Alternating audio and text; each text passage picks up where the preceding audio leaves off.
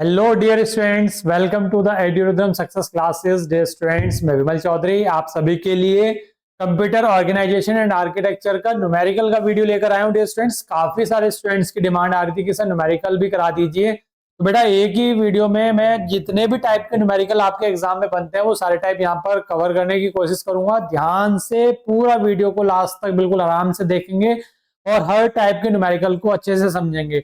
दो तीन टाइप के न्यूमेरिकल एग्जाम में देखने को मिलते हैं कंप्यूटर ऑर्गेनाइजेशन एंड आर्किटेक्चर में। अगर मैं बात करूं जिसमें एक हमारा बूथ एल्गोरिथम है, बूथ एल्गोरिथम पर न्यूमेरिकल देखने को मिलता है एग्जाम में मल्टीप्लिकेशन का।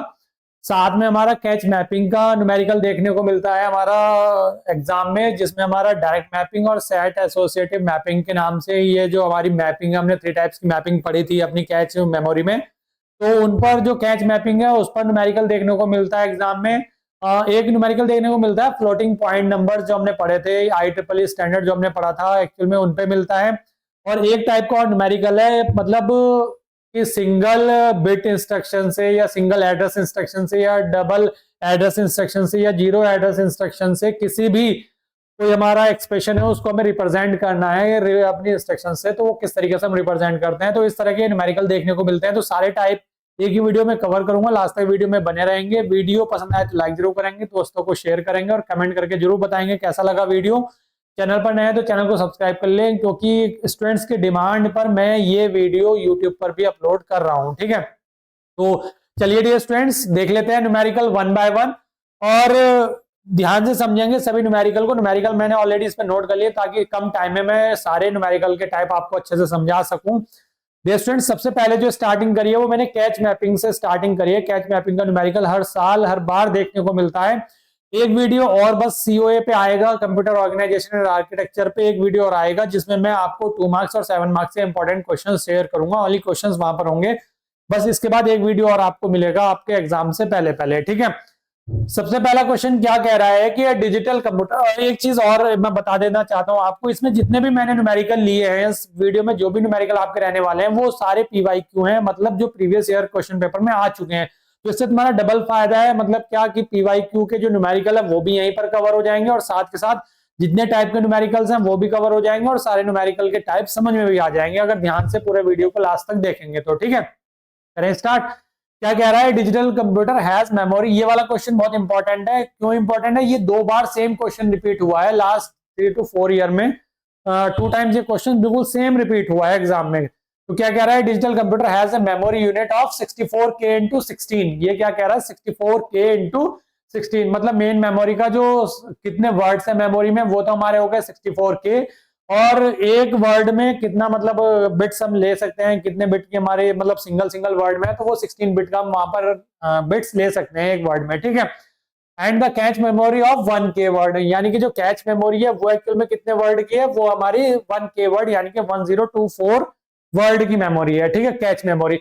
और ये क्या है हमारा 64K की क्या है, मेन मेमोरी है। मेन मेमोरी की अगर बात करें तो जो हमारी रैम होगी एक तरीके से, और जो ये कैच मेमोरी है जिसमें हमें क्या कराना है, मेन मेमोरी से या रैम से डेटा को, जो भी हमारा डेटा है उसको क्या कराना है, मैप कराना है। ठीक है, the catch use direct mapping. Direct mapping का एक क्वेश्चन है यहाँ पे उसने मेंशन कर दिया है। एक क्वेश्चन और इस पे ही कराऊंगा इसी टॉपिक पे, कैच मैपिंग पे, वो सेट एसोसिएटिव का होगा।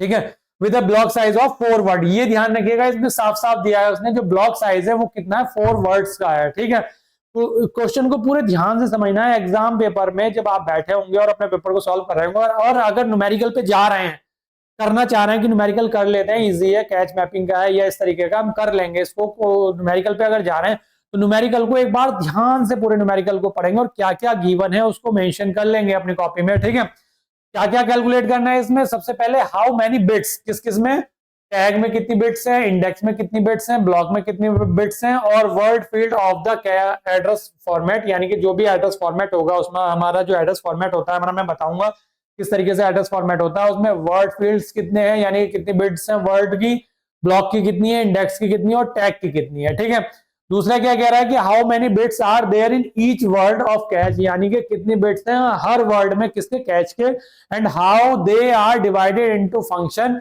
Include a valid bit. Valid bit के साथ सब अलग अलग डिवाइड करके बताना है कि कितने टोटल है और वही बताना है और अलग अलग डिवाइड भी करना है। ठीक है, क्लियर।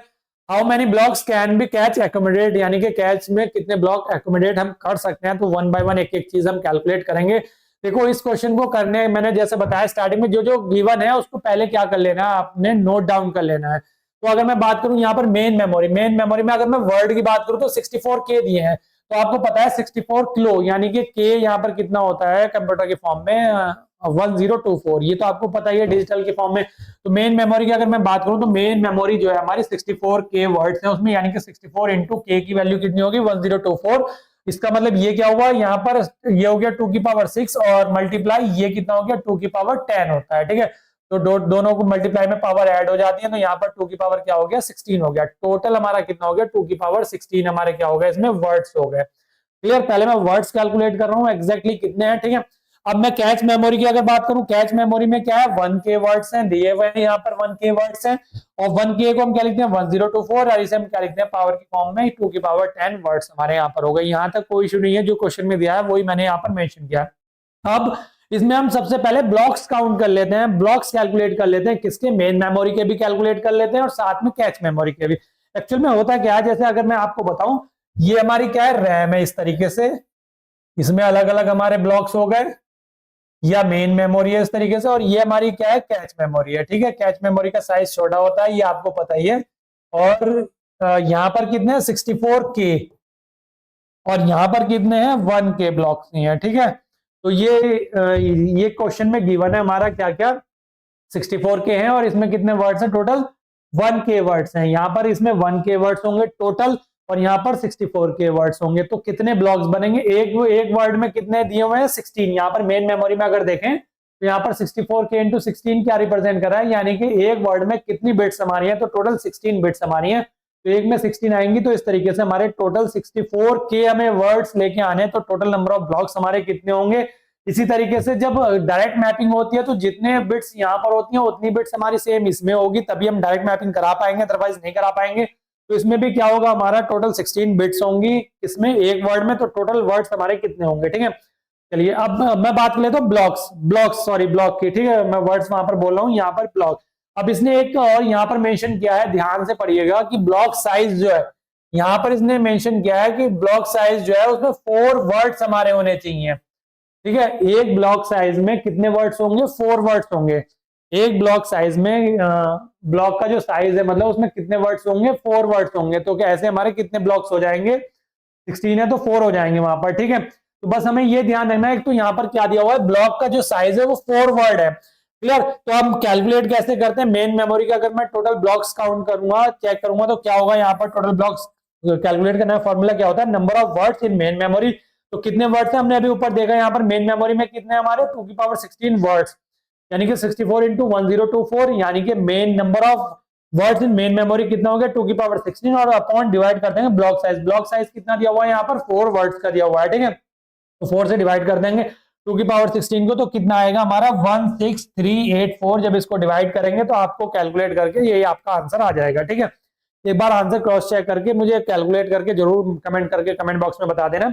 जब हमने मेन मेमोरी के ब्लॉक्स हमने फाइंड कर लिए तो कैच मेमोरी के भी यहीं पर फाइंड कर लेते हैं। और ये जो मैं कैच मेमोरी के कैलकुलेट करूंगा यही हमारा लास्ट वाला जो क्वेश्चन है इसी का आंसर भी है। क्या कह रहा है, how many blocks can the catch accommodate, यानी कि कैच में कितने ब्लॉक्स एकोमोडेट करा सकते हैं। तो यहाँ पर क्या है number of cache memory blocks हम जब कैलकुलेट करेंगे तो फॉर्मूला बिल्कुल वही सेम है, क्या हो जाएगा number of words in cache memory. यहाँ पर क्या हो जाएगा number of words in cache memory upon block size. Block size का हमारा कितना है, ब्लॉक साइज 4 वर्ड्स का है।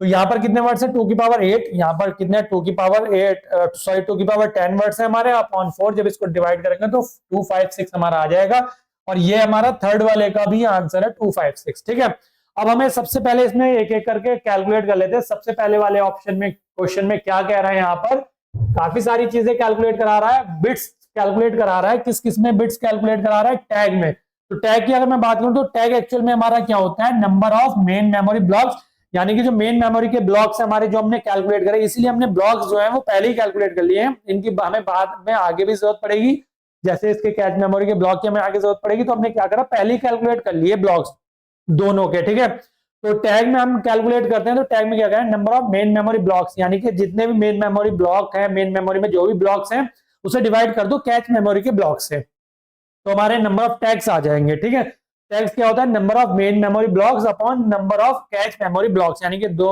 मेन मेमोरी जो है, मतलब जैसे ये वाली मेमोरी, इसके जो ब्लॉक्स हैं उसको इसके ब्लॉक से अगर हम डिवाइड करते हैं तो नंबर ऑफ टैग्स हमारे आ जाएंगे, यानी कि कितनी बिट्स होंगी, टैग बिट्स कितनी होंगी वो कैलकुलेट हो जाएंगी। तो अभी ये हमने कैलकुलेट करा 16384, तो ये हो गया number of main memory blocks हमारे हो गए। Number of cache memory blocks 256, जब हम इसको डिवाइड करेंगे तो कितना आ जाएगा 6। तो नंबर ऑफ टैग्स बिट कितनी होगी, 6 बिट्स हमारी यहाँ पर टैग की बिट्स होगी। तो एक हमारा यहाँ पर ये टैग की बिट्स कैलकुलेट हो गई। आगे हमें इंडेक्स कैलकुलेट करना है, ब्लॉक एंड वर्ड फील्ड, किसके लिए, एड्रेस फॉर्मेट के लिए। तो पहले मैं आपको एड्रेस फॉर्मेट बता देता हूँ कि एड्रेस फॉर्मेट किस तरीके का होता है। एड्रेस फॉर्मेट में हमारा होता है टैग होता है, ब्लॉक होता है और वर्ड्स होते हैं। क्या होता है, टैग, ब्लॉक, वर्ड्स। तो हमने टैग तो कैलकुलेट कर लिया, यहाँ पर 6 है, ठीक है। और टोटल जो हमारा जो भी डेटा या जो भी बिट यहाँ पर दिया हुआ है, देखो क्वेश्चन में कितना है, 16 है, ठीक है। तो टोटल लेंथ कितनी हो जाएगी इसके एड्रेस के, हमारे 16 बिट का एड्रेस है हमारा, 16 तो हमारी इसकी टोटल लेंथ हो गई। टैग हमने कैलकुलेट कर लिया 6। ब्लॉक साइज हमें पता है बेटा, ब्लॉक साइज कितना दिया हुआ है क्वेश्चन में, 4 वर्ड दिया हुआ है, यहाँ पर साफ साफ मेंशन किया हुआ है कि ब्लॉक साइज जो है वो कितना है, 4 वर्ड्स है। तो इसलिए अगर हम पावर की फॉर्म में रिप्रेजेंट करेंगे तो कितना लिखते हैं, 4 को 2 की पावर 2, तो इसका मतलब पावर कितनी आ रही है, 2। तो यही एक्चुअल में हमारा क्या हो गया, जो ब्लॉक साइज है या ब्लॉक है हमारे, वो कितने हो गए, वर्ड, सॉरी कितने हो गए, 2 बिट्स के हमारे वर्ड्स हो गए। ब्लॉक साइज कितना दिया हुआ था, 4 वर्ड दिया हुआ था, तो एक्चुअल में कितने बिट का वर्ड हो गया हमारा, 2 बिट का वर्ड हो गया। क्लियर, 2 बिट का हमारा वर्ड हो जाएगा टोटल। क्लियर, बात समझ में आई ना। टोटल ब्लॉक साइज कितना है, 4 वर्ड, तो वर्ड कितने, 4 वर्ड है। अब 4 वर्ड है तो इसे रिप्रेजेंट करेंगे पावर फॉर्म में, तो 2 पावर 2, यानी कि 2 बिट्स का हमारा क्या हो जाएगा, वर्ड हो जाएगा। 6 का ये है, ये हमारा 2 का हो गया। टोटल कितना हो गया बेटा, 8 हो गया। और टोटल जो लेंथ है या टोटल जो एड्रेस है हमारा, वो कितना है, 16 बिट का है। तो जब 16 बिट का है हमारा, तो 16 में से जब 8 को सब्ट्रैक्ट करेंगे तो ब्लॉक कितना आ जाएगा हमारा, 8 आ जाएगा। तो ब्लॉक हमारा 8 हो गया, वर्ड्स हमारे 2 हो गए, टैग्स हमारे 6 हो गए। 6 ये बिट्स में है। और हमारा जो इंडेक्स पूछा है, इंडेक्स क्या होता है, ब्लॉक प्लस वर्ड होता है, यानी कि इन दोनों का एडिशन जो होता है वो एक्चुअल में क्या होता है, हमारा इंडेक्स होता है। तो 8 + 2 यानी कि इंडेक्स कितना हो गया, 10। तो ये पहला वाला जो पॉइंट है वो सारा यहीं पर कैलकुलेट हो गया। कैसे समझो, अब देखो टैग कितना हमने पीछे कैलकुलेट किया, 6 बिट, ठीक है। इंडेक्स क्या होता है, इंडेक्स होता है sir block plus word. Blocks plus word, blocks कितना, 8 कैसा है अभी मैं नीचे बताने वाला हूँ, ये मैंने उसी क्रम में लिखे जिस क्रम में पीछे पूछे हैं, ठीक है। तो 8 + 2 यानी कि कितना हो गया, 10 बिट हो गया इंडेक्स। ब्लॉक कैसे कैलकुलेट करा हमने, हमारा 16 बिट का टोटल लेंथ था, हमें ये 6 पता है, टैग पता है, ये 2 हमें पता है, इन दोनों को हमने इसमें से सब्ट्रैक्ट कर दिया, तो कितना बचा हमारे पास, 8 बिट बचा। तो 8 बिट का ब्लॉक हो गया हमारे पास, टैग 6 बिट का हो गया, वर्ड 2 बिट का हो गया, इंडेक्स हमारा 8 + 2 10 हो गया। वर्ड हमने कैलकुलेट कराई है कितने का, 2 बिट का है। तो ये सारा जो पहला वाला ऑप्शन था हमारा, क्वेश्चन था, ये पहले वाला हमारा पूरा कैलकुलेट यहाँ पर हो गया, वर्ड भी, ब्लॉक भी, इंडेक्स भी और टैग भी, ठीक है। क्लियर। अब बात कर लेते हैं सेकंड पार्ट की। तो सेकंड पार्ट में क्या करा रहा है, वो कैलकुलेट क्या करा रहा है, देख लेते हैं। How many bits are there in each word of cache, यानी कि कैच के हर वर्ड में कितनी नंबर ऑफ बिट्स हमारी होंगी, और how they are divided into functions, यानी कि फंक्शंस में कैसे कैसे अलग अलग डिवाइड होंगी। Include valid bit, valid bit को इसमें इंक्लूड करना है, एक बिट हमें वैलिड बिट भी इंक्लूड करनी है। तो वैलिड बिट कितनी हमारी, 1 हो गई। टैग कितने हमने अभी पीछे कैलकुलेट करे, 6 है। और डेटा कितने बिट का है हमारा, टोटल जो डेटा है वो कितने बिट का है, 16 बिट का है। तो तीनों को जब ऐड करेंगे तो 1 + 6 + 16 यानी कि 23 बिट्स का हमारा क्या हो गया, टोटल साइज, टोटल बिट हो गया किसका, हमारा कैच का, ठीक है। अब बात कर लेते हैं थर्ड वाला क्वेश्चन में क्या कैलकुलेट करा रहा है। थर्ड वाले क्वेश्चन में करा रहा है, how many blocks can the catch accommodate, यानी कि जो हमने यहाँ पर कैलकुलेट करा था, ये वाला number of cache memory blocks, वही हमें आगे फिर से कैलकुलेट करके दिखा देना है। 2 की पावर 10/4 यानी कि 2 की पावर 10 क्या हमारे टोटल नंबर ऑफ ब्लॉक्स किसमें, कैच मेमोरी में। जो भी हमारे नंबर ऑफ ब्लॉक्स है किसमें, cache memory, sorry number of words in cache memory, और अपॉन में आ जाएगा ब्लॉक साइज। वो फॉर्मूला लिख के यहाँ पर इसको कैलकुलेट कर लेंगे तो 256 हमारा ये फाइनल आंसर आ जाएगा। तो फाइनली यहाँ पर ये पहले वाला क्वेश्चन हमारा कंप्लीट हो जाता है। अगर इसमें कहीं पर भी किसी को कोई डाउट हो रहा है, किसी भी तरह का कोई अगर क्वेरी है, तो आप कमेंट बॉक्स में कमेंट कर दीजिएगा। और बाकी अगर आपने ध्यान से सुना है तो पूरा क्वेश्चन आपको समझ में आ गया होगा, और एक बार फिर से रिपीट करके देख लीजिएगा अगर कहीं पर कोई डाउट हो रहा है तो, ठीक है। चलिए नेक्स्ट क्वेश्चन कर लेते हैं अपना। नेक्स्ट न्यूमेरिकल क्या है, ये भी हमारा कैच मैपिंग का है, लेकिन ये किस पर बेस्ड है, ये हमारा सेट एसोसिएटिव टेक्निक पर बेस्ड है। यानी कि हमारे जो कैच मैपिंग का जो टाइप है, दूसरा टाइप है वो डायरेक्ट मैपिंग का था, ये सेट एसोसिएटिव मैपिंग का है। क्या कह रहा है, consider a catch consisting of 256 blocks. कितने ब्लॉक्स हैं यहाँ पर, 256 ब्लॉक को हमें कैलकुलेट करने की जरूरत नहीं है। ऑफ 16 वर्ड ईच, यानी कि हर एक में 16 वर्ड है। फॉर ए टोटल कितना है 4096 वर्ड्स, ठीक है। And assume that the main memory is addressable by 16 bit, यानी कि जो मेन मेमोरी है उसमें जो एड्रेस है वो कितने कितने बिट का है, 16 बिट का एड्रेसेबल है, मतलब मेन मेमोरी हमारी bit address. And it consist of 4K blocks, इसमें कितने ब्लॉक है 4K ब्लॉक्स हैं, और इसमें कितने ब्लॉक हैं 256 ब्लॉक है, किसमें कैश मेमोरी में और मेन मेमोरी में 4K ब्लॉक्स हैं। How many bits are there in each of, tag में कितनी बिट्स होंगी ये कैलकुलेट करा रहा है, स्टैट में कितनी बिट्स होंगी ये कैलकुलेट करा रहा है, वर्ड फील्ड में कितनी बिट होंगी वो कैलकुलेट करा रहा है for two way set. Two way set दिया हुआ है, ये चीज जो है ये ध्यान रखिएगा, टू वे सेट का क्या रोल यहाँ पर रहने वाला है एसोसिएटिव टेक्निक में। तो क्या है, सबसे पहले अगर मैं बात करूं कि वही तरीका हमें अपनाना है कि जो क्वेश्चन को पहले सबसे पहले बहुत ध्यान से पढ़ेंगे, ध्यान से पढ़ने के बाद जो भी न्यूमेरिकल में दी हुई टर्म्स हैं उन टर्म्स को हम नोट डाउन कर लेंगे, ठीक है। तो सबसे पहले अगर हम बात करें कैच मेमोरी ब्लॉक कितने, कैच मेमोरी ब्लॉक सर 256 है, बिल्कुल ठीक है। तो ब्लॉक साइज कितना दिया हुआ है, ब्लॉक साइज यहाँ पर 16 ब्लॉक दिया हुआ है।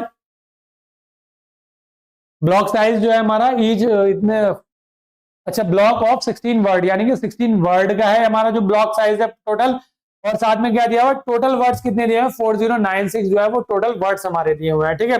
अब मैं बात कर लूं मेन मेमोरी का, तो मेन मेमोरी का जो ब्लॉक साइज है वो कितना है 4K ब्लॉक्स है, कितने 4K ब्लॉक्स हैं, और साथ में क्या दिया हुआ है मेन मेमोरी एड्रेसेबल, यानी कि कितने बिट का एड्रेस होगा वहां पर 16 बिट का एड्रेस होगा वहां पर, क्लियर। ये सारी चीजें मेंशन है, ये हमने नोट डाउन कर लिया। अब सबसे पहले हमें कैलकुलेट क्या करना है, टैग सेट वर्ड फील्ड, यानी कि ये तीनों चीजें कैलकुलेट करनी है, लेकिन सबसे पहले टैग कैलकुलेट करने के लिए हमें क्या चाहिए, सेट चाहिए, कितने नंबर ऑफ सेट्स होंगे हमारे, फिर उसके बाद हमें सेट इंडेक्स चाहिए होगा, तो पहले हम सेट और सेट इंडेक्स कैलकुलेट करेंगे, देन उसके बाद हम टैग और वर्ड को कैलकुलेट करेंगे, ठीक है।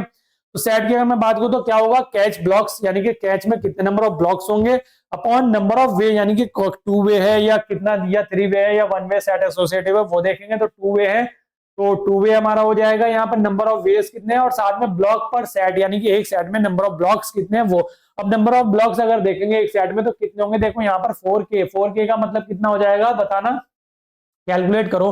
मैंने बोला 1K का मतलब कितना होता है सर, 1K का मतलब होता है 1024, जब इसको 4 से मल्टीप्लाई करेंगे तो कितना होगा, 4 4 जा 16, 4 2 जा 8 और 1 9, 4 9 और 400 एंड 4 1 जा 4, 4096, और ये कितना है, ये भी 4096 है।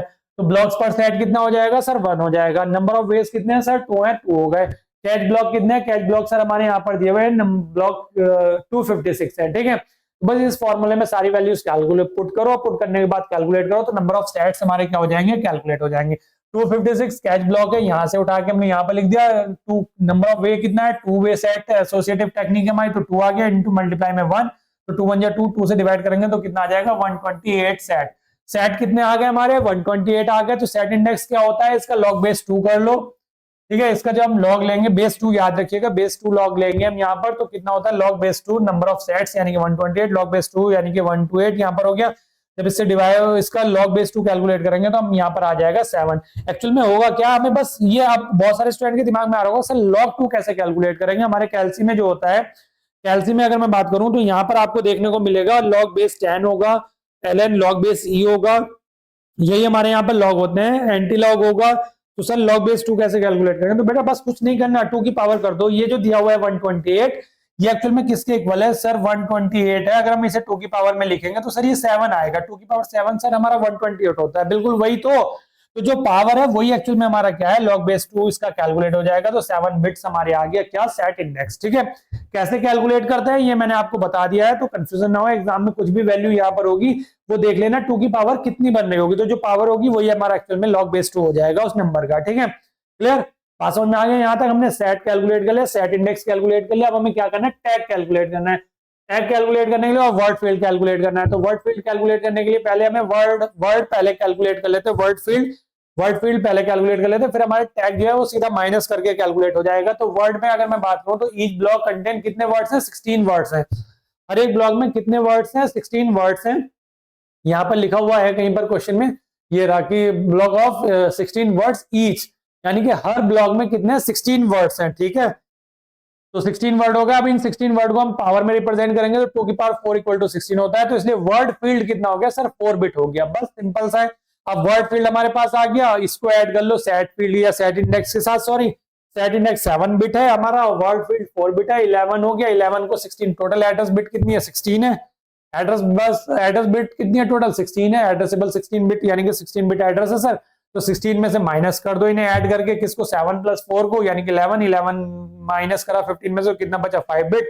ये हमारा क्या हो गया, टैग बिट्स हमारी हो गई यहाँ पर, टैग बिट्स हमारी ये यहाँ पर हो गई। ठीक है, तो टैग बिट्स हमारी हो गई 5। तो क्या क्या कैलकुलेट करना, टैग तो सर टैग हो गया 5 बिट हमने कैलकुलेट कर लिया। सेट कैलकुलेट करना सर 7 बिट, पीछे सेट इंडेक्स के नाम से कैलकुलेट करा। वर्ड फील्ड कैलकुलेट करना था 4 बिट सर, यहाँ पर कैलकुलेट करा। तो बहुत सिंपल क्वेश्चन है, क्वेश्चन बहुत इजी आएगा, इसमें सीओए में कोई टिपिकल नहीं है, बस समझना है। ये कैच मेमोरी का जो क्वेश्चन आएगा बहुत सिंपल आएगा, बस ये पता होना चाहिए कि कौन सी चीज कैसे कैलकुलेट होगी। 2 क्वेश्चन मैंने आपको करा दिए हैं, इनकी प्रैक्टिस कर लीजिएगा। इनसे रिलेटेड जो भी और क्वेश्चन आपको देखने को मिल रहे हैं और प्रीवियस ईयर के जो भी क्वेश्चन पेपर है उनमें ढूंढिएगा क्वेश्चंस को, उन्हें सॉल्व कीजिएगा, सॉल्व करके देखिएगा। किसी में कोई डाउट आता है, किसी भी तरह की कोई क्वेरी होगी तो कमेंट बॉक्स में कमेंट कर दीजिएगा या क्वेश्चन भेज दीजिएगा, उसका सॉल्यूशन मैं शेयर कर दूंगा आपको। ठीक है, चलिए आगे मैं बात कर लेता हूं नेक्स्ट क्वेश्चन की। नेक्स्ट क्वेश्चन अब हमारा आ गया बूथ एल्गोरिथम। यहां से क्वेश्चन 100% बनेगा, इंपॉर्टेंट लिख दे रहा हूं। किस पे, क्वेश्चन पे नहीं लिख रहा हूं, टॉपिक पे लिख रहा हूं। टॉपिक क्या है, बूथ एल्गोरिथम। बूथ एल्गोरिथम मतलब यहां पर क्या कह रहा है, so the systematic multiplication process -15 -16 by using booth algorithm. Booth algorithm से क्वेश्चन 100% बनेगा।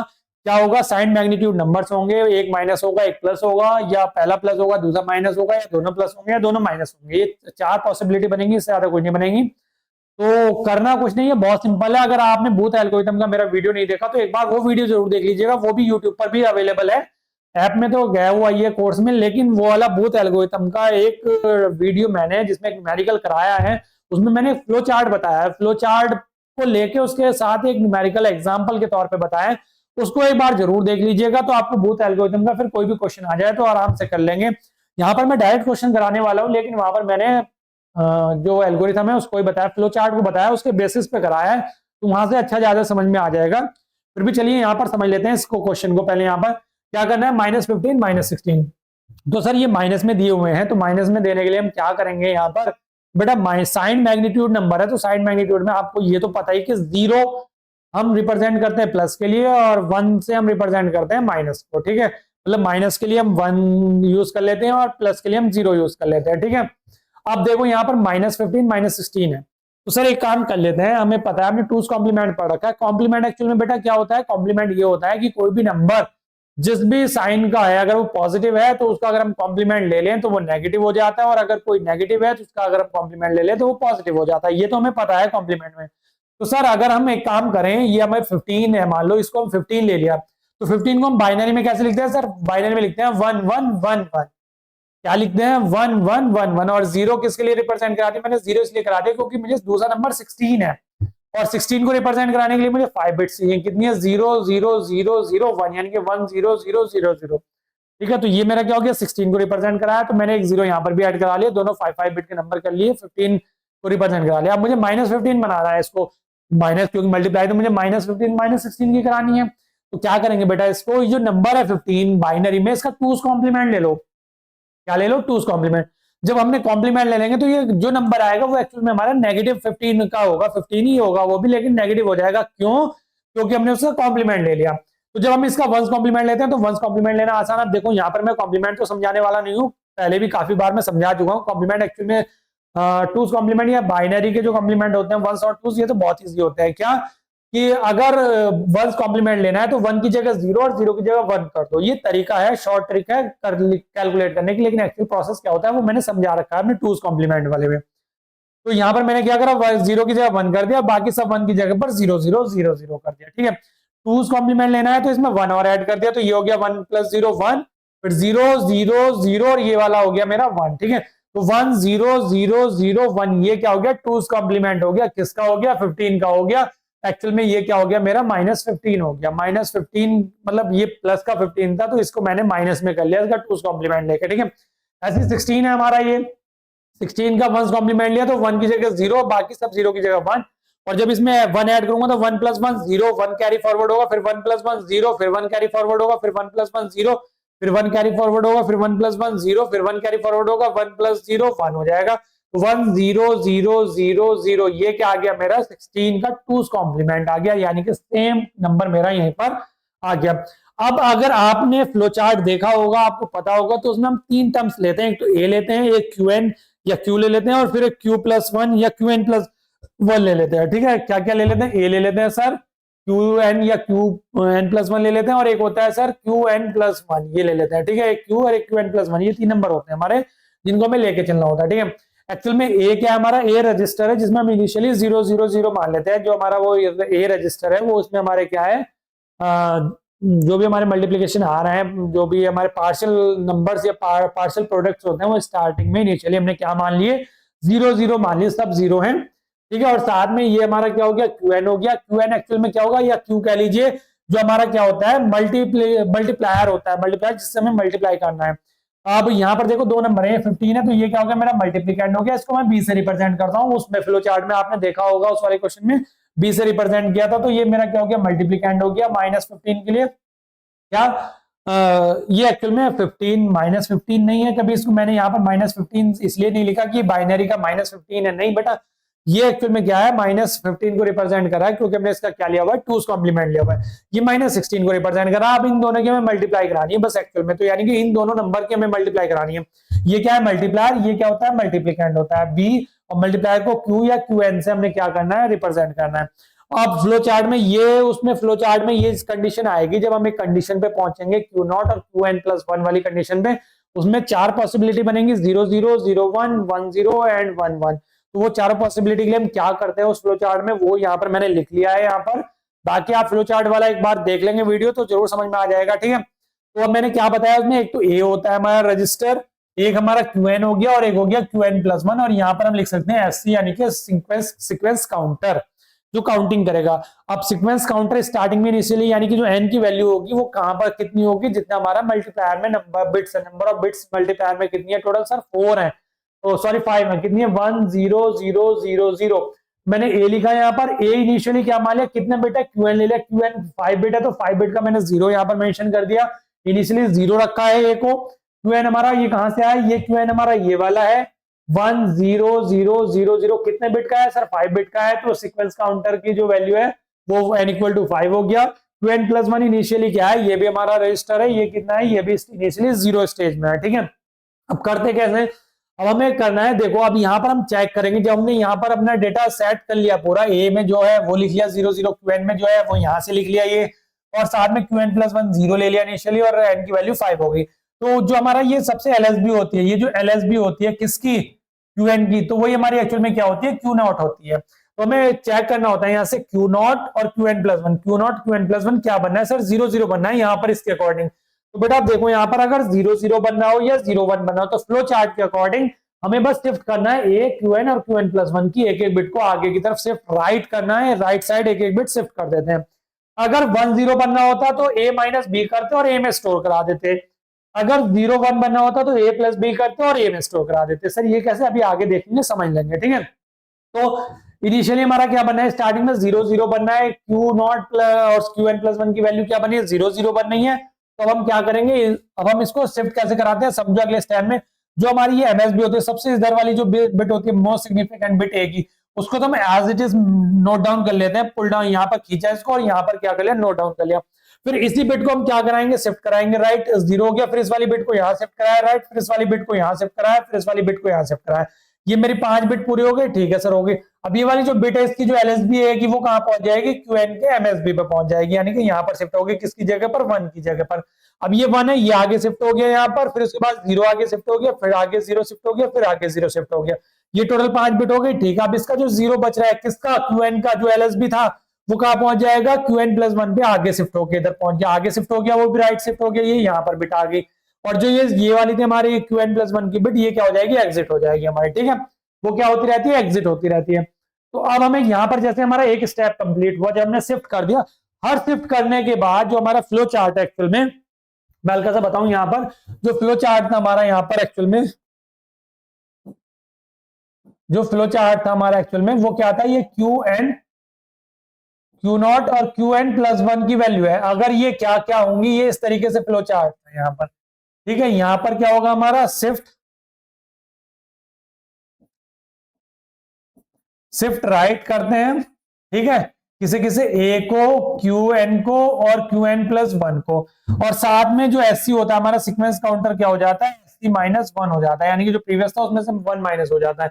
और ये कब करते हैं, जब हमारा 0 0 बनना हो ये वैल्यू, या क्या बननी हो 1 1 बननी हो। अब अगर 0 1 बननी हो या 1 0 बननी हो, जब 0 1 बननी होती तो इससे पहले हम यहाँ पर एक स्टेप और परफॉर्म करते हैं, और ऐसी 1 0 बनना हो तो यहाँ पर भी हम एक स्टेप और परफॉर्म करते हैं, देन उसके बाद इस पे जाते हैं। फिर उसके बाद हमें पता करना देखना पड़ता है कि हमें फिर से यहीं पर रिपीट होना है या हमारा एग्जिट हो जाता है या एंड हो जाता है प्रोग्राम। ठीक है, ये फ्लो चार्ट का मैंने बीच वाला पार्ट जो इंपॉर्टेंट जो इसलिए बेसिकली इसके लिए है वो मैंने यहाँ पर बना दिया है। तो 1 0 वाले केस में क्या हो रहा है, 1 0 वाला जो केस है तो यहाँ पर ए में स्टोर होगा क्या, a माइनस बी, और जो 0 1 वाला है वो a में स्टोर होगा क्या, a प्लस बी। ठीक है, ये कंडीशन बस फ्लो चार्ट याद रखिएगा बूथ एल्गोरिथम में, और बाकी कुछ नहीं है। तो पहले हमने शिफ्ट राइट कर दिया, शिफ्ट राइट करने के बाद हमने क्या कहा, जैसे शिफ्ट राइट ये वाला था, शिफ्ट राइट कर दिया तो हमारा सीक्वेंस काउंटर क्या हो जाएगा, ये यहाँ पर चेक करेगा सीक्वेंस काउंटर को फिर से, SC इक्वल टू 0 और नॉट इक्वल टू 0। अब ये चेक करेगा सीक्वेंस काउंटर की जो वैल्यू है वो 0 है या नॉट इक्वल टू 0 है। यानी कि इसमें अगर मैं ऐसे लिखूं, इसको इस तरीके से ना लिख के इस तरीके से लिख दूं, यहाँ पर सीक्वेंस काउंटर चेक करेगा अगर ये SC इक्वल टू 0 है या नॉट इक्वल टू 0 है। अगर नॉट इक्वल टू 0 है तो ये फिर से इस वाले स्टेप में पहुंच जाएगा, और अगर इक्वल टू 0 है तो ये क्या हो जाएगा, मेरा एंड हो जाएगा। बस इस तरीके से है मेरा ये। ठीक है, तो सीक्वेंस काउंटर ने चेक करा यहाँ पर। अब देखो यहाँ पर सीक्वेंस काउंटर चेक करेंगे तो एन की वैल्यू कितनी थी, 5 थी। अब जब ये वाला स्टेप हुआ तो 5 माइनस 1 कर दिया तो 4 हो गया, तो 4 हो गया, नॉट इक्वल टू 0 तो फिर से जाएगा कहां पर, फिर से यहाँ पर एक सेकेंड, फिर से यहां से यहाँ पर पहुंच जाएगा, फिर से चेक करेगा, फिर से चेक क्या करेगा, फिर से चेक करेगा। अब देखो यहाँ पर आ गया ये वाली बिट, अब मेरा क्या हो गया क्यू नॉट, और ये वाली बिट मेरी यही क्यू एन प्लस 1, तो फिर से क्या बनना है, ये भी 0 ये भी 0। तो 0 0 वाले केस में क्या है सर, फिर से राइट शिफ्ट कर दो, तो ठीक है बेटा राइट शिफ्ट कर देते हैं। ये वाली bit as it is note down, ये आगे शिफ्ट कर दी, ये आगे शिफ्ट कर दी, ये वाली आगे शिफ्ट कर दी, ये वाली आगे, और ये उधर पहुंच जाएगी, और इसकी ये वाली बिट यहाँ पे आ गई। अब 1 जो है यहाँ पर शिफ्ट हो गया, ये वाला 0 यहाँ पर, ये वाला 0 यहाँ पर, और ये वाला 0 कहां पहुंच गया यहाँ पर, और इसका ये वाला 0 क्या हो गया, एग्जिट हो गया। ठीक है, क्लियर। तो अब हमारा ये बिट बनी, अब ये बिट बनी तो सीक्वेंस काउंटर की वैल्यू 4 थी, तो अब क्या रह गई, 3 रह गई अगले स्टेप में।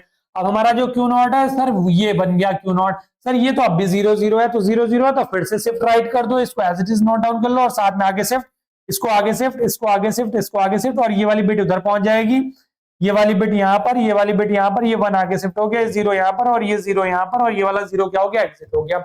सर ये तो फिर से 0 0 बनना है, तो फिर से राइट शिफ्ट कर दो। देखो यहाँ एन की वैल्यू 2 हो गई, यहाँ आप जब फिर से राइट शिफ्ट करा तो ये एज इट इज, ये आगे शिफ्ट, ये आगे शिफ्ट, ये आगे शिफ्ट, ये आगे शिफ्ट, ये इधर पहुंच गया, ये आगे शिफ्ट, ये आगे शिफ्ट, ये आगे, और ये 1 यहाँ पर आ गया, और ये 0 यहाँ पर, और ये 0 एग्जिट।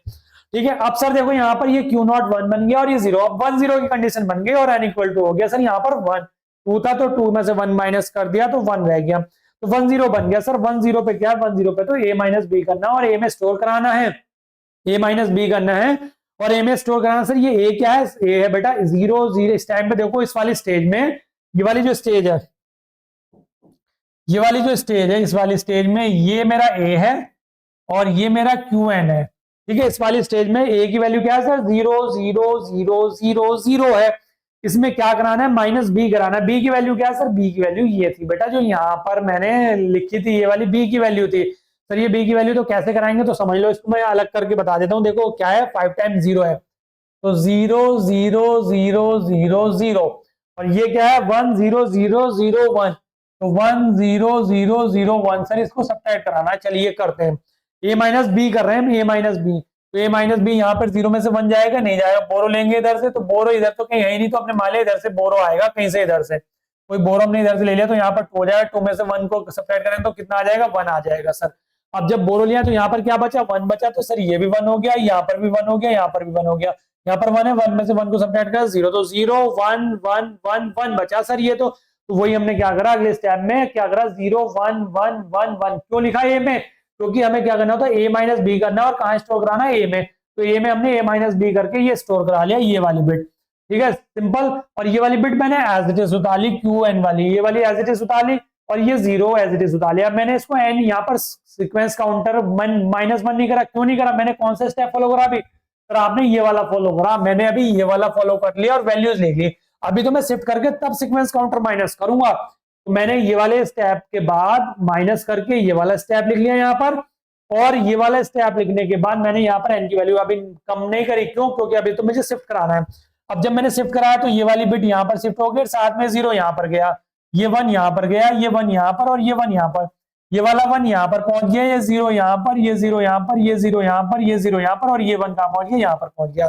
ठीक है, अब n की वैल्यू जैसे ही शिफ्ट करा तो मैंने देखा n की वैल्यू तो 1 हो गई, सॉरी 0 हो गई, 1 थी, 1 में से 1 सब्ट्रैक्ट कर दिया तो 0। तो इसके बाद क्या है, जैसे ही सीक्वेंस काउंटर की वैल्यू 0 होगी तो क्या होना हमारा, तो एंड हो गया प्रोग्राम, फ्लो चार्ट एंड हो गया। तो बस यही हमारा क्या हो जाएगा, यही हमारा क्या हो गया, फाइनल आंसर होगा क्या सर? हाँ बेटा बिल्कुल, ये वाला ही फिर आपका क्या होगा, फाइनल आंसर होगा। कौन सा फाइनल आंसर होगा? ये जहां पर हमारा सीक्वेंस काउंटर की वैल्यू 0 हो जाए वही हमारा क्या होगा, फाइनल आंसर होगा। तो चेक कर लेते हैं, 001111 क्या है, 001111। देखो मैंने आगे लिखा है क्या? हाँ लिखा है, रुको 1 मिनट, मुझे यहाँ पर लिखने की जरूरत नहीं है, फिर इसको मैं हटा देता हूँ। ठीक है, देखो ये वाली जो वैल्यू है ना 001111, ये एक्चुअल में हमारा क्या होता है, ए और क्यू एन जो होता है वही हमारा फाइनल रिजल्ट होता है। तो लिख रखा है मैंने यहाँ पर, देखो ए और क्यू एन जो है वो हमारा फाइनल रिजल्ट होता है। ए की वैल्यू 001111 है और क्यू एन की वैल्यू कितनी बन रही है सर, 1 4 टाइम 0, तो ये मैंने लिख दिया 1 4 टाइम 0। तो यही हमारा क्या हो गया, फाइनल आंसर हो गया। अब जरा देखो पीछे क्या था, -15 -16 क्या था, -15 और मल्टीप्लाई -16, तो माइनस माइनस तो प्लस हो जाएंगे बिल्कुल, और 15 की और 16 की मल्टीप्लाई करेंगे तो 240 आएगा। और ये जो बाइनरी नंबर है इसको जब हम रिप्रेजेंट करेंगे डेसिमल में चेंज करेंगे तो ये भी क्या आएगा हमारा, 240 आएगा। तो आंसर हमारे मैच हो रहे हैं और पॉजिटिव का आंसर आ रहा है हमारा। तो एक्चुअल में क्या हो गया, ये 240 हमारा फाइनल आंसर हो गया, फाइनल रिजल्ट हो गया।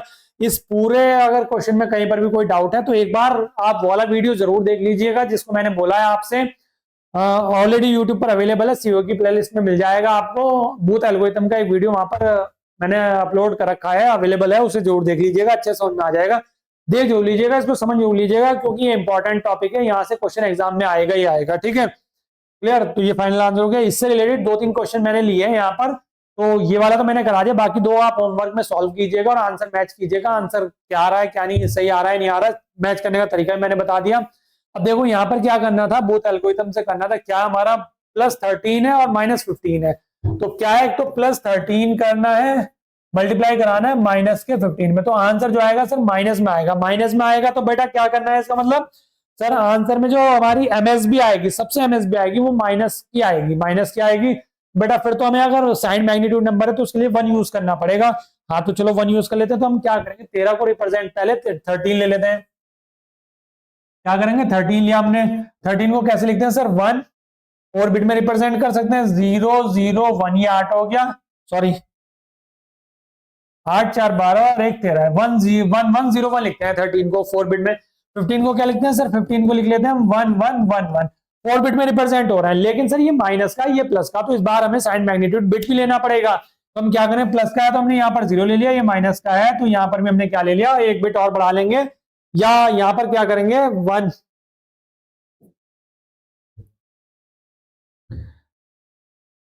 यहाँ पर हम क्या ले लेंगे, हाँ 1 सेकंड, यहाँ पर ये माइनस का है एक्चुअली, देखो यहाँ पर समझो, यहाँ पर ये इस तरीके से नहीं लेना, अभी बताता हूं मैं क्या करना है। देखो अब यहाँ पर हमारे 4 बिट में क्या हो रहा है, 1 1 0 1 हो रहा है, यहाँ पर क्या हो रहा है 1 1 1 1 हो रहा है। ठीक है, 13 और 15 के लिए। लेकिन हमारा जो ये नंबर है ये क्या आएगा, ये माइनस का है।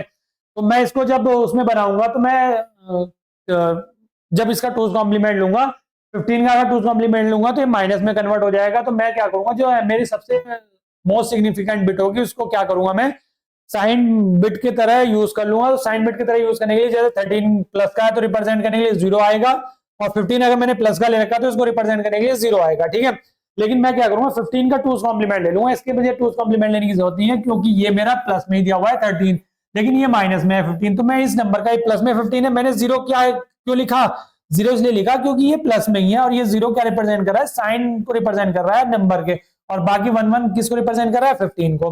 तो मैंने यहाँ पर क्या करना है, इसका 2's कॉम्प्लीमेंट लेना। तो 1's कॉम्प्लीमेंट लूंगा तो 0 का तो 1 बन जाएगा, और बाकी सारी की सारी 4 बिट क्या हो जाएंगी, 0। फिर उसमें मैं 1 ऐड कर दूंगा तो क्या हो जाएगा, 1 0 0 0 1। तो मेरा जो 15 है, जो इसका 2's कॉम्प्लीमेंट है, वो कितना बना, 1 0 0 0 1। ये 5 बिट क्यों ली मैंने, इसलिए आपको यहाँ पर ये प्रोसेस बताया कि टोटल 5 बिट क्यों ली। यहाँ पर भी मैं क्या ले लूंगा, 0 ले लूंगा, ये 1 हो जाएगा, और जब इसका 2's कॉम्प्लीमेंट लूंगा मैं यहाँ पर तो ये क्या हो जाएगा, 1 0 0 0 1 हो जाएगा। ठीक है, क्लियर बात समझ में आ गई, यहाँ तो कोई प्रॉब्लम नहीं होगी।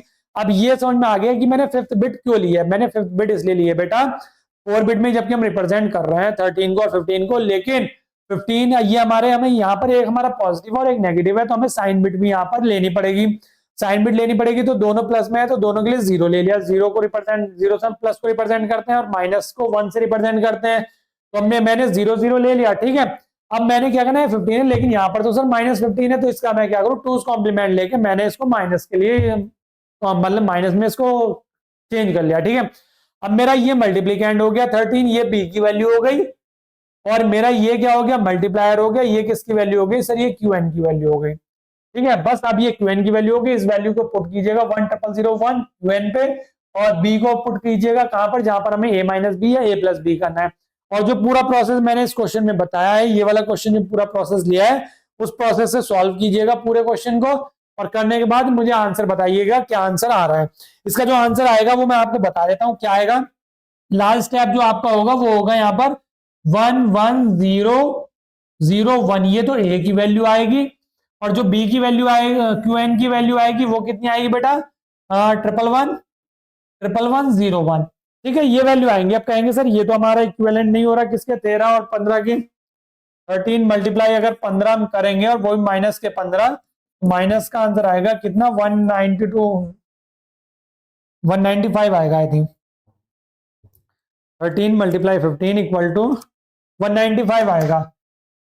ठीक है, 195 वो भी माइनस के 195 आएगा, और ये तो माइनस के 195 नहीं है बेटा, है कैसे देखो समझो। जब ये आंसर आएगा आपका, जब सॉल्व कर लोगे इसको क्वेश्चन को सॉल्व करने ना, लास्ट में ये बिट्स आएंगी, जब हमारा एन की वैल्यू सीक्वेंस काउंटर की वैल्यू 0 बन जाएगी। बेटा ये वाली जो वैल्यू होगी ये तो हमारी किसको रिप्रेजेंट करेगी सर, साइन को रिप्रेजेंट करिए, तो इसका मतलब माइनस का हो गया। माइनस का क्या है 1 0 0 1 और 1 1 1 0 1। अब चूंकि हमने 2's कॉम्प्लीमेंट लिया था उस नंबर का, एक नंबर का हमने 2's कॉम्प्लीमेंट लिया था ना, एक नंबर का 2's कॉम्प्लीमेंट लिया था, तो सर यहाँ पर भी इसका भी 2's कॉम्प्लीमेंट लेंगे। तो बेटा जब इसका 2's कॉम्प्लीमेंट लोगे तो जो हमारा फाइनल जो भी आंसर आएगा वो हमारे किसके इक्विवेलेंट होगा 195 के। मतलब सर इसका जब 2's कॉम्प्लीमेंट लोगे एक्चुअल में तो कितना हो जाएगा, यहाँ पर 0 1 का 0 हो जाएगा, ये 1 1 हो जाएगा, ये 0 हो जाएगा, ये 0 ये 0 ये 0 और ये 1 हो जाएगा, और ये भी क्या हो जाएगा 1 हो जाएगा। ठीक है, अब मैं इसको जरा चेक कर लेता हूं। मैंने 2's ले लिया डायरेक्ट, ये 1 कर दिया और फिर 0 बनता तो 0 में 1 ऐड कर दिया यहाँ पर। ठीक है, एक सेकंड जरा मैं चेक कर लेता हूं। ये है बाइनरी में कितना है 0 1 1 0 0 0 0 1 1, और इसको मैं डेसिमल में करूंगा 195 आ रहा है। ठीक है, तो चेक कर लेना एक बार इसको, अगर किसी तरह का कोई डाउट आएगा तो कमेंट बॉक्स में कमेंट कर दीजिएगा, मैं वहां पर क्लियर कर दूंगा। दूसरा क्वेश्चन है, इसका आंसर मैंने लिख दिया है, ये इसका फाइनल आंसर आएगा, इसको चेक करके मैच कर लेना। ठीक है, ये क्या है एक्चुअल में, ये 195 है। ठीक है, और ये जो माइनस ये 1 था ये किसको रिप्रेजेंट कर रहा है, माइनस को रिप्रेजेंट कर रहा है। ठीक है, एक बार कर लेना इस क्वेश्चन को, अगर किसी तरीके का कोई डाउट आएगा कहीं पर भी तो मुझे बता देना, मैं इस क्वेश्चन को सॉल्व करके भेज दूंगा, टेलीग्राम पर फोटो भेज दूंगा। ठीक है, ऐसे सेम ये वाला है जैसे मैंने फर्स्ट वाला कराया था, -12 है, और ये कितना है -18 है। -12 है तो कितना होगा, -12 को मैं अगर 12 को बाइनरी में लिखूंगा तो कितना लिखूंगा सर, 8 लिख लेंगे, 4 लिख लेंगे, 00 लिख लेंगे। ठीक है, कोई प्रॉब्लम नहीं है, एक 0 लगा ले, क्योंकि 18 को हम नहीं लिख पाएंगे 4 बिट में। ये हमारा है तो 18 को अगर हम लिखेंगे तो कितना लिखेंगे सर, 16 हो गया, फिर 16 और कितना 2 और करना है, 16 8 4 2 1। ठीक है, ये कितना हो गया 18 हो गया। इसको इसका 2's कॉम्प्लीमेंट लेंगे तो कितना हो जाएगा 1 0 0 1 1, और 1 ऐड कर देंगे यहाँ पर, तो 0 फिर 1 + 1 0 फिर 1 0 1, ये आ जाएगा इसका 2's कॉम्प्लीमेंट। ये मतलब -15 के लिए आ गया, और इसका 2's कॉम्प्लीमेंट लेंगे तो कितना आएगा 0 1 1 0 1, और फिर 1 ऐड कर देंगे इसमें तो कितना आएगा 1 1 0 फिर 1 आ जाएगा, फिर 1 फिर 1 और फिर 0, तो ये -18 के लिए आ गया। बस ये मल्टीप्लिकेंड हो गया, ये मल्टीप्लायर हो गया, इसको क्यूएन मानेंगे, इसको बी मानेंगे और सॉल्व कर लेंगे क्वेश्चन को। फ्लो चार्ट समझ में आ गया होगा तो बूथ एल्गोरिथम का क्वेश्चन एग्जाम में छूटना नहीं चाहिए। प्रैक्टिस कीजिएगा, ज्यादा से ज्यादा क्वेश्चन कीजिएगा, अपने आप समझ में आ जाएंगे, कोई इतनी बड़ी प्रॉब्लम नहीं है, कोई इशू नहीं है। ठीक है, अब एक इस तरीके का आता है कि write a program to evaluate the arithmetic statement. मतलब क्या है कि एक अरिथमेटिक स्टेटमेंट है, उसको हमें किस तरीके से प्रोग्राम में लेना है, यानी कि प्रोग्राम उसका किस तरीके से हमें लिखना है। तो क्या हम इंस्ट्रक्शंस यूज करेंगे और वो डिपेंड करेगा कि वो पूछ क्या रहा है। पूछ क्या रहा है मतलब इसमें तो इसने मैंने यहाँ पर तीनों चीजें मेंशन कर ली है। ये भी प्रीवियस ईयर का क्वेश्चन है कि 2 एड्रेस इंस्ट्रक्शन के लिए हम क्या फॉर्मेट लिखेंगे पूरा, 1 एड्रेस इंस्ट्रक्शन के लिए क्या फॉर्मेट लिखेंगे और 0 एड्रेस इंस्ट्रक्शन के लिए क्या फॉर्मेट लिखेंगे, पूरा क्या प्रोग्राम लिखेंगे जो इसको इवेल्युएट करता हो, इस अरिथमेटिक स्टेटमेंट को इवेल्युएट करता हो।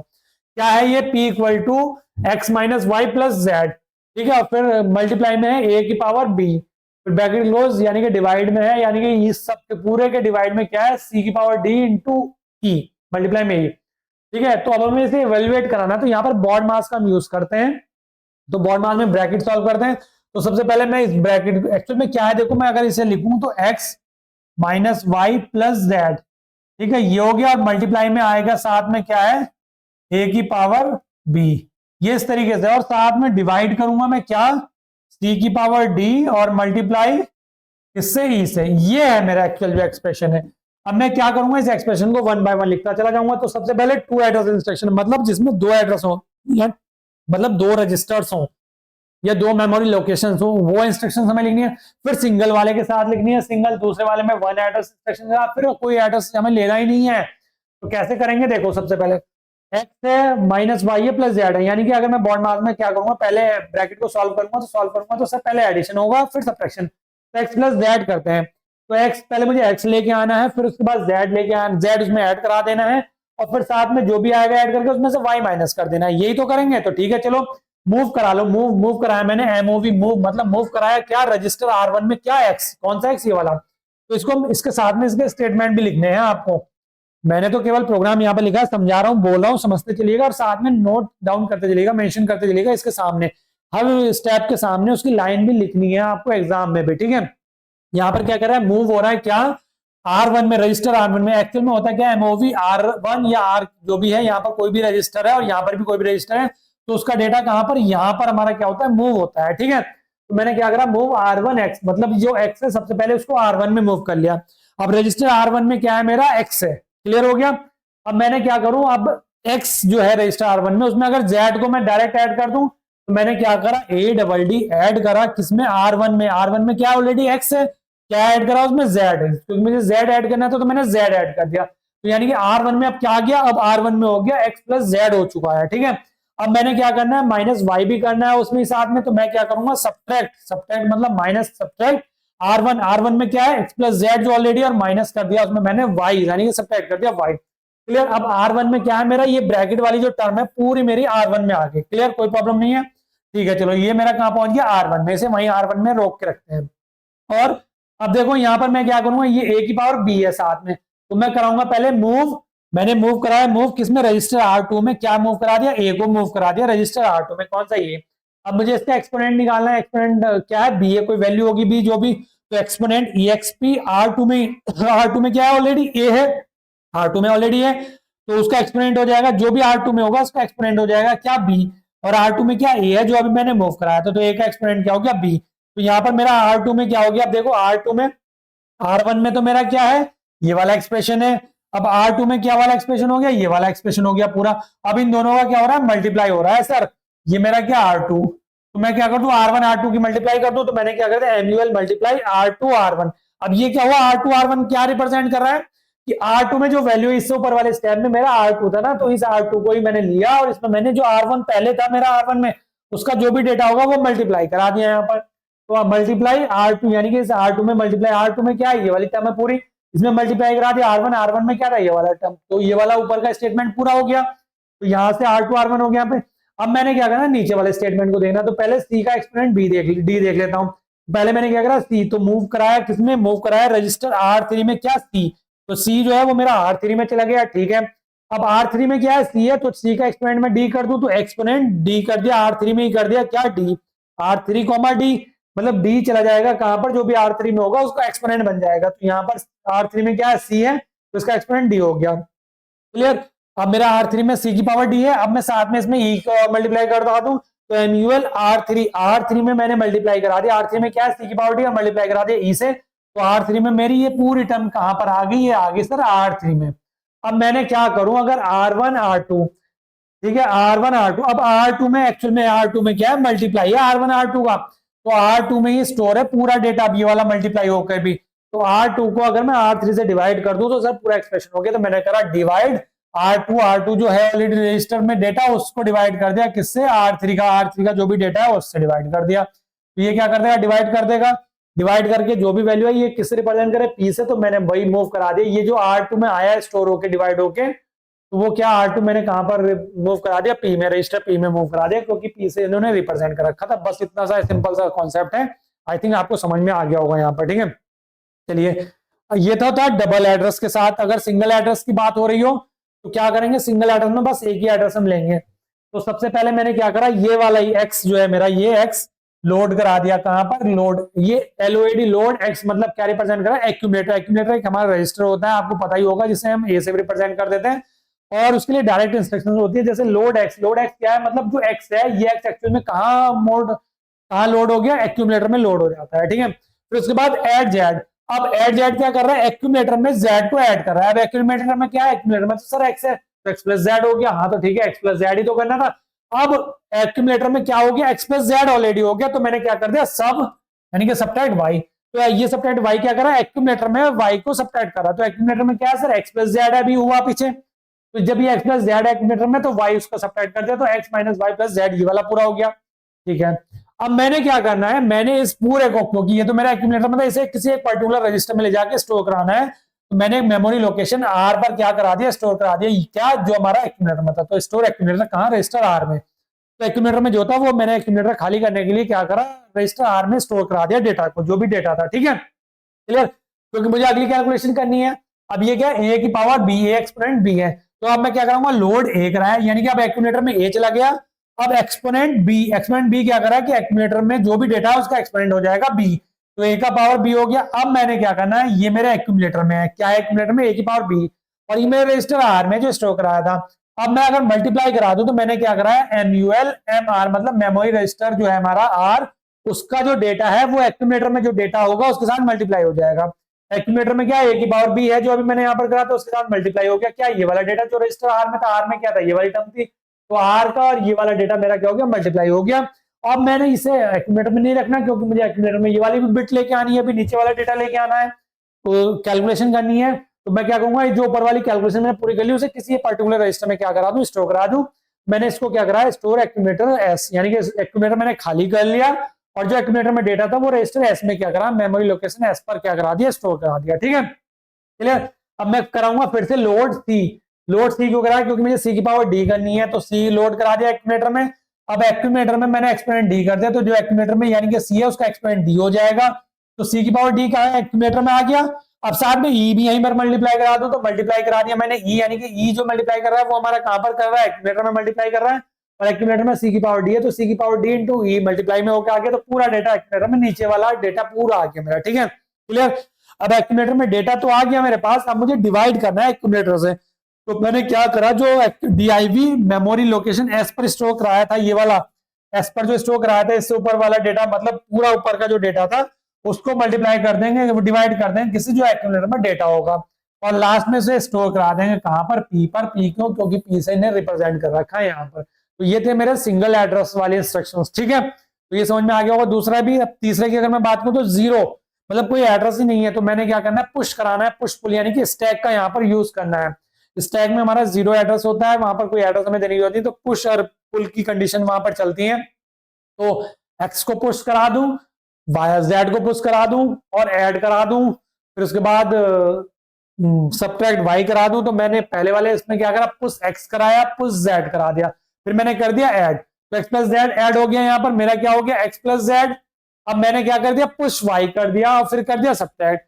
तो मैंने क्या करा, एक्स प्लस जेड तो था, पुश वाई करके और सबट्रैक्ट कर दिया, तो माइनस वाई हो गया, ये वाली कंडीशन याद हो गई। फिर मैंने क्या करा, ए को पुश करा और बी को पुश करा, फिर एक्सपोनेंट, तो मतलब क्या हो गया सर, ए की पावर बी हो गई, ठीक है। फिर मैंने क्या कर दिया, मल्टीप्लाई कर दिया, तो ये वाली टर्म जो है इसके साथ मल्टीप्लाई होगी, तो x plus z minus y, या तो x minus y plus z ले लो, और साथ में क्या आ गया, मल्टीप्लाई होके ए की पावर बी आ गई। सर ये ऊपर का बन गया, हाँ बिल्कुल ऊपर की टर्म बन गई। पुश सी करा, पुश डी करा, एक्सपोनेंट मतलब सी की पावर डी, और मल्टीप्लाई, अब ई पुश करा मल्टीप्लाई करा दिया, तो मतलब क्या हुआ, सी की पावर डी और मल्टीप्लाई में क्या आ गया, ई आ गया। सर ये नीचे टर्म आ गई, फिर क्या कर दिया, डिवाइड कर दिया, सीधा सीधा क्या क्या डिवाइड हो जाएगा, ये वाली टर्म जो है और ये वाली टर्म जो है ये डिवाइड हो जाएगी और फिर पीओपी करके पुश और पॉप होती है ना हमारी कंडीशन, तो ये कहां पर करा दिया, पी पर करा दिया पॉप। ठीक है, पी क्यों लिया मैंने यहाँ पर, ये पी हमारा यहाँ पर रिप्रेजेंट करा, तो ये था मेरा पूरा क्वेश्चन यहाँ पर कंप्लीट हो गया। आपको आई थिंक समझ में आ गया होगा। किसी तरह का कोई डाउट है तो कमेंट कर ही लीजिएगा, वीडियो पसंद आया तो लाइक कर दीजिएगा, दोस्तों को ज्यादा से ज्यादा शेयर कर दीजिएगा। सभी को एग्जाम नजदीक आ ही गए हैं तो न्यूमेरिकल कर लीजिएगा, अच्छे से प्रैक्टिस कर लीजिएगा। ठीक है, आगे अगर मैं बात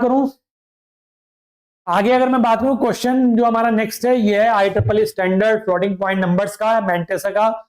इसमें देख लेते हैं किस तरीके से हम रिप्रेजेंट करते हैं, कैसे इस क्वेश्चन को करते हैं और समझ लेते हैं। ठीक है, क्या कह रहा है, represent the following decimal number in IEEE standard. मुझे कमेंट करके बताइएगा कौन सा IEEE स्टैंडर्ड यूज करते हैं हम यहाँ पर फ्लोटिंग पॉइंट फॉर्मेट के लिए in a single precision method. Single precision और डबल प्रेसिजन मतलब सिंगल के लिए 32 बिट और डबल के लिए 64 बिट हो जाती है हमारी रिप्रेजेंटेशन मेथड। क्या क्या 85.125 को, और साथ में ये बेस 10 है, सॉरी ये बेस में है। ठीक है, यहाँ पर जो लिखा हुआ है ये बेस में है, और साथ में -307.1875 बेस 10, यानी कि डेसिमल नंबर है, इन्हें रिप्रेजेंट कराना है सिंगल प्रेसिजन मेथड में और 32 बिट में किस फ्लोटिंग पॉइंट नंबर्स को। ठीक है, तो सबसे पहले मैं क्या करना है, जैसे अगर मैं पहले वाले की बात करूं तो 85.125 है, इसको मैंने डेसिमल में बाइनरी में कन्वर्ट कर लिया। सर बाइनरी में कैसे करा, बेटा बाइनरी में कन्वर्ट करना आता है आपको, मुझे जहां तक लगता है आता ही होगा। क्या कि 85 को अलग कर लिया इस तरीके से सक्सेसिव डिवीजन करके, हाँ सर कर लेंगे। और 125 को 0.125 को हम क्या करेंगे सर, मल्टीप्लाई करके 2 से मल्टीप्लाई करके करते चले जाते हैं। 2 मल्टीप्लाई 0.125, जो भी वैल्यू आएगी जो इधर की बिट्स होती हैं उनको इस तरीके से लिख देते हैं। तो ये आई थिंक आपको समझ में आता होगा, ये आपको आता होगा ऑलरेडी कन्वर्जन, इसलिए मैंने यहाँ पर ये कन्वर्जन मेंशन नहीं करा, लेकिन एग्जाम में करके दिखाना है। तो वो 85.125 को जब हम बाइनरी में कन्वर्ट करेंगे तो ये हमारा नंबर आएगा। ठीक है, एग्जाम में करके दिखाना है ये कन्वर्जन भी। जब हमने कन्वर्ट कर लिया तो इसको अगर स्टैंडर्ड फॉर्म में लिखेंगे, नॉर्मल फॉर्म में लिखेंगे, नॉर्मलाइज करेंगे तो 1 के बाद हमें पॉइंट लेना होता है। तो इस पॉइंट को मैंने यहां से यहां शिफ्ट करना है। तो कितनी बिट्स में इधर ला रहा हूं इसको, 1 2 3 4 5 6, तो मेरी 2 की पावर क्या हो जाएगी 6, और पॉइंट मेरा यहाँ पर आ जाएगा। तो 1 पॉइंट ये वाली पूरी टर्म एज इट इज, और साथ में 2 की पावर 6 हो गया। ठीक है, अब हमें तीनों चीजें देख लेनी। एस मतलब साइन क्या है बिट का, तो वो हमने 0 से रिप्रेजेंट कर लिया क्योंकि पॉजिटिव साइन है, अगर नेगेटिव होता तो 1 से रिप्रेजेंट कर लेते हैं। ठीक है सर, कोई प्रॉब्लम नहीं है। ई हमारा एक्सपोनेंट हो गया, हमारा ई कितना है 6 है, 2 की पावर 6 है यहाँ पर, कोई प्रॉब्लम नहीं है। मैंटिसा क्या हो गया, जो टर्म हमारी यहाँ पर है, जो पॉइंट के बाद का पूरा नंबर है वो एक्चुअल में हमारा हो गया यहाँ पर, जो भी नंबर हमारा वो मैंटिसा हो गया। ठीक है सर, हो गया। सिंगल प्रेसिजन के लिए अगर मैं बोलूं तो जो हमारा एक्सपोनेंट होता है ई डैश, वो एक्चुअल में 127 प्लस ई होता है। ठीक है, कितना होता है 127 प्लस ई होता है। ठीक है, इस चीज का ध्यान रखेंगे एग्जाम में, कितना 127 प्लस ई। ठीक है, इसके बाद अगर मैं बात करूं यहाँ पर, एक सेकंड का मुझे टाइम देंगे जरा थोड़ा सा।